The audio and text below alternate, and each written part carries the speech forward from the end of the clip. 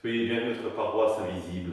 Traçons sur nous le signe de la croix, car c'est Dieu qui nous rassemble. Au nom du Père, du Fils et du Saint-Esprit. Amen.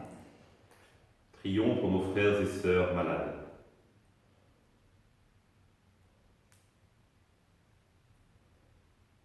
Prions pour tous les soignants et ceux qui œuvrent pour le bien commun.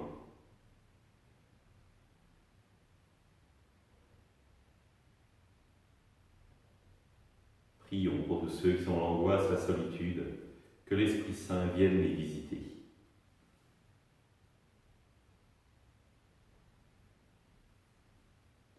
Pour manifester notre communion, je vais allumer cette bougie au cierge pascal.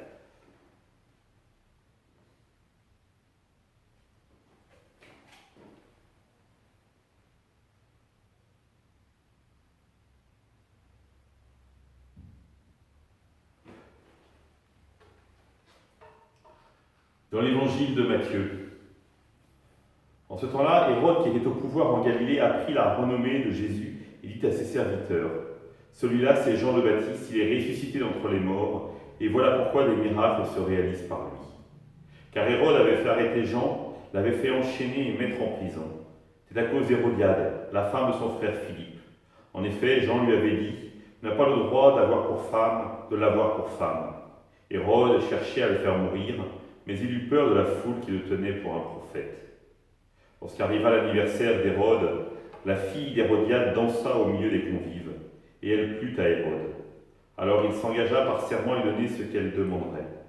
Poussée par sa mère, elle dit, « Donne-moi ici sur un plan la tête de Jean-Baptiste. » Le roi fut contrarié, c'est à cause de son serment et des convives, il commanda de la lui donner. Il envoya décapiter Jean dans la prison. La tête de celui-ci fut apportée sur un plat et donnée à la jeune fille qui l'apportait à sa mère.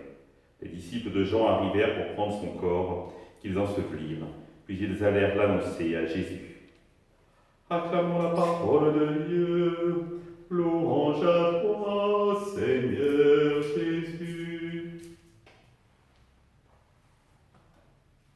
Nos actes prêtent à conséquence. Et c'est toute la grandeur de l'homme, justement, d'avoir des actes qu'il peut assumer et mesurer les conséquences. Je suis de la génération du sang contaminé. Rappelez-vous ce qui s'est passé. Responsable, mais pas coupable. Coupable, mais pas condamnable. Et j'ai grandi avec ce leitmotiv dans la tête. Et pourtant, nous le savons bien, les actes que nous posons, et c'est la grandeur de l'homme justement, nous en sommes responsables, car ils portent à conséquence. Et c'est ce que doit se dire le roi Hérode.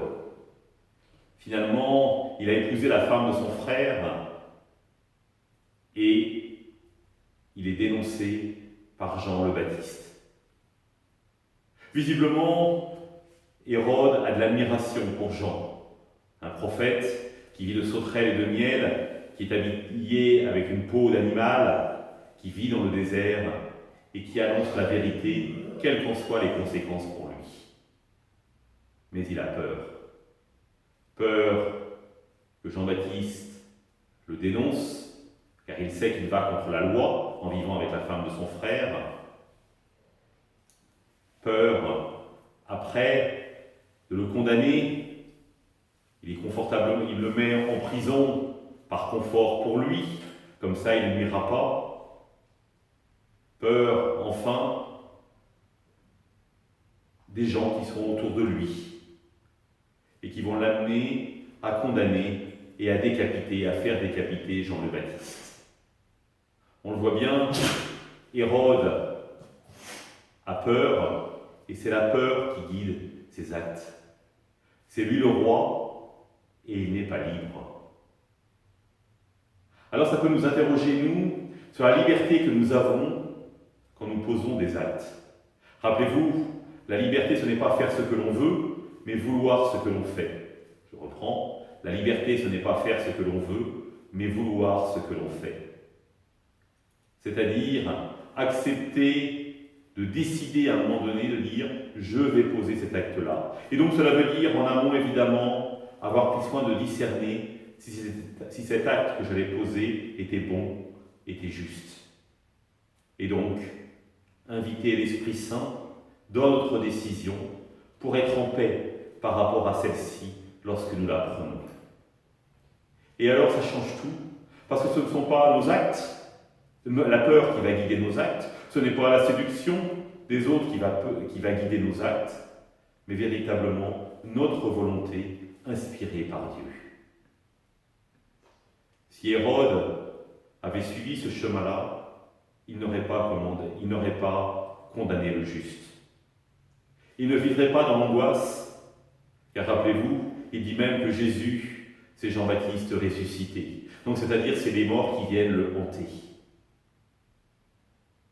Oui, acceptons d'être responsables de nos actes, de les poser en pleine liberté, alors nous serons véritablement comme Jean le Baptiste, comme le Christ.